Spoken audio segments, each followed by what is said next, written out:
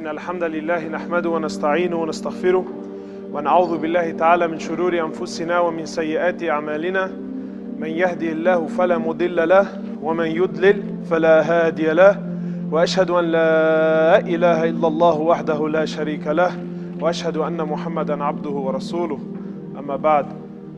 My dear respected brothers, we always start by praising Allah subhanahu wa ta'ala, and we send peace and blessings upon His beloved messenger Muhammad sallallahu alayhi wa sallam. Allah subhanahu wa ta'ala is the creator of all. Allah subhanahu wa ta'ala, the one whom we worship, the one whom we turn to, the one whom we bow to, the one whom we prostrate to. Allah subhanahu wa ta'ala is the creator. Allah subhanahu wa ta'ala is al-Malik. Allah subhanahu wa ta'ala is the king. Allah subhanahu wa ta'ala is the master. Allah subhanahu wa ta'ala is the owner of everything. Allah subhanahu wa ta'ala was the creator before there was anything to be created. Allah Azza wa Jal was the all-seeing before there was anything to be seen. Allah Azza wa Jal was the all-hearing before there was anything to be heard. Allah subhanahu wa ta'ala was the beginning with no beginning. And He's the last but with no ending. Allah subhanahu wa ta'ala is the master of everything. And each and everything belongs to Him. This world, you, your family, your kids, your money, your cars, your houses, belongs to Allah subhanahu wa ta'ala. Allah subhanahu wa ta'ala doesn't need us, we need Him. Allah subhanahu wa ta'ala doesn't need us, we need Him. Allah subhanahu wa ta'ala created everything which you see and that which you don't see. He created everything you know of and that which you don't know of. He created with no blueprint, with no raw material, with no architects, with no designers. The first cow was His design. It came from Him. He designed it. He said be and it was. Allah subhanahu wa ta'ala is He's the master. Everything, nothing in this world moves without His permission and without His knowledge and without His understanding. Nothing has the permission to do anything unless Allah subhanahu wa ta'ala wills it. In the hadith, it says what hit you was never going to miss you. And what missed you was never going to hit you.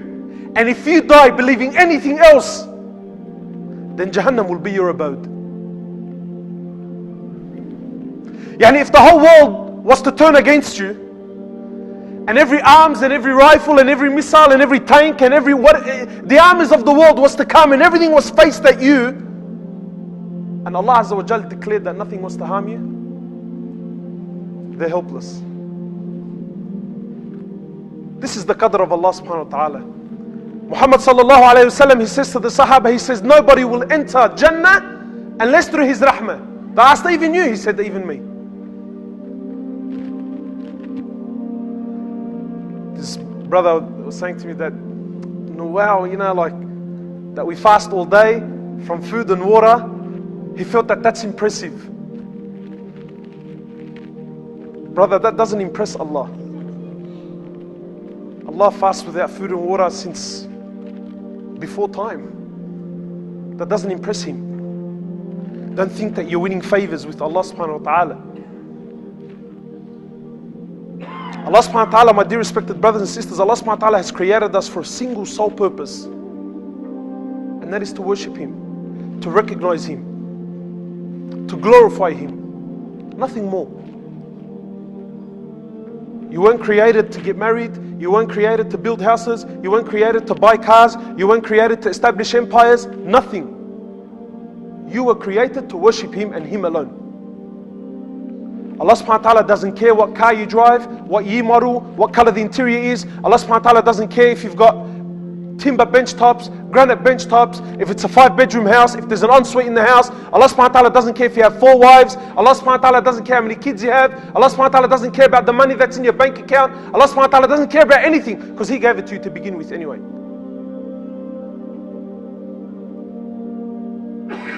You and I, my dear respected brothers and sisters, were created to worship Him and Him alone. And understand this, that death is only but around the corner. Today I was doing some work at a factory, and the brother that owns the factory, he's big ahwal, you know, problems and financial problems and this and that, and he's lost his way. I said to him, brother, do you forget that we were created for Allah subhanahu wa ta'ala? We were created to worship Him. Wallahi, we need to simplify our lives and focus on the purpose of our life, and that's to worship Allah subhanahu wa ta'ala. You know that almost 30% of Ramadan has passed.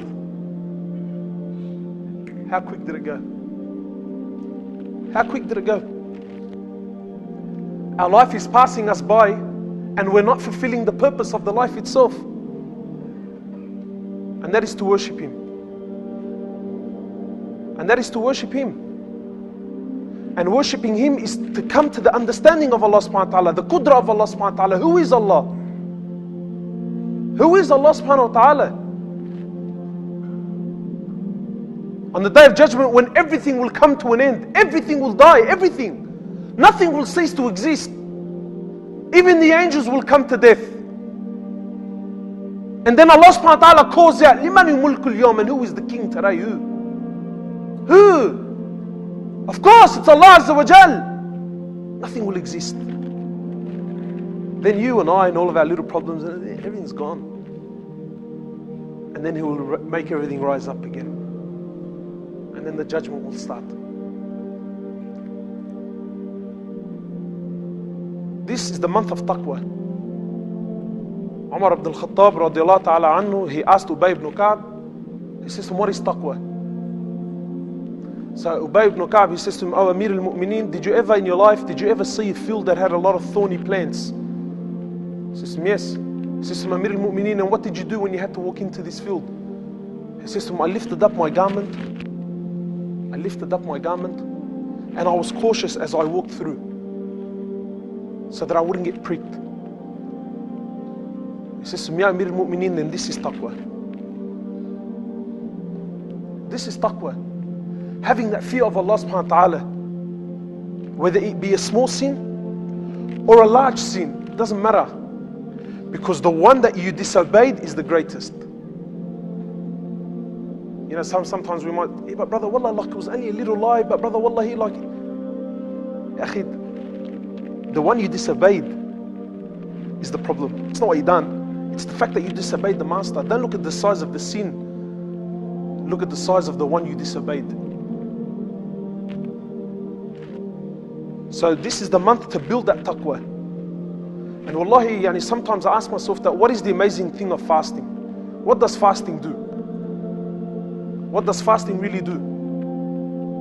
It is said that the one, and give me your ears and hearts for a moment. It is said that the one that can truly fast for Allah, the one that can stay away from his food, from his water, from his desires, from the luxuries of this world,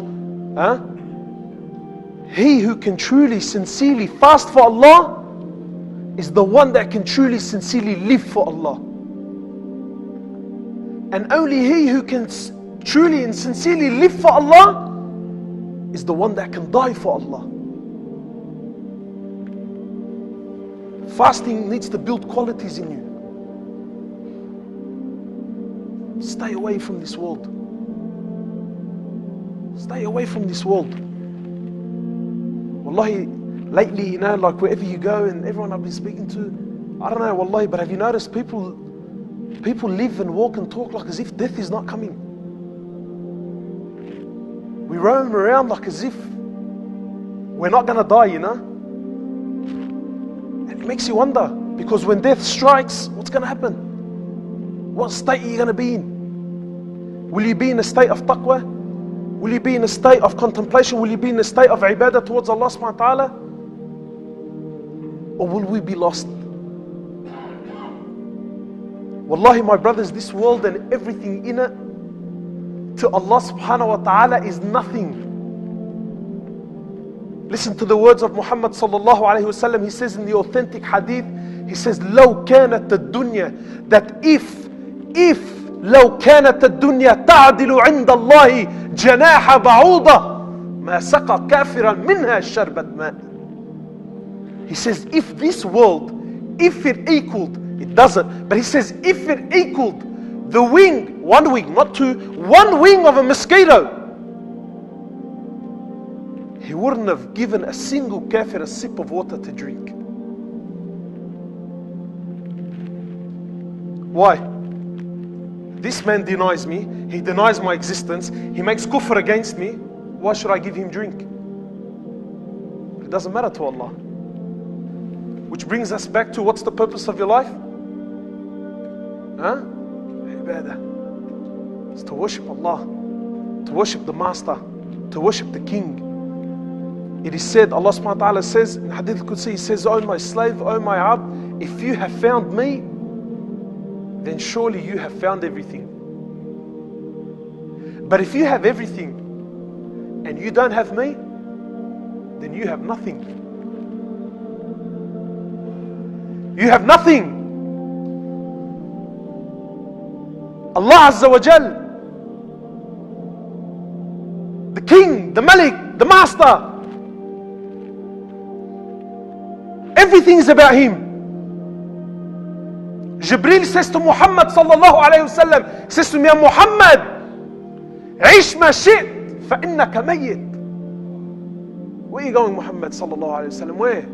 He says to me, "Ya Muhammad, live for as long as you want, for you are verily dead." And he says, "Love whoever you want, for verily you will depart." My dear respected brothers and sisters, Allah subhanahu wa ta'ala is our goal. Allah is our aim and Allah is our focus. Everything and anything else is a far distant second. Allah subhanahu wa ta'ala describes Yawm al-Qiyamah.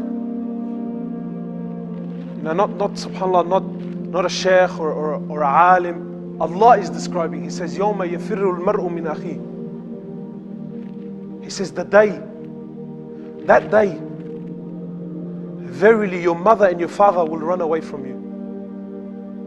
And your wife and your child and your friends and your brothers and your boys will run away from you, man. That day will be every man for himself. That day will be every man for himself.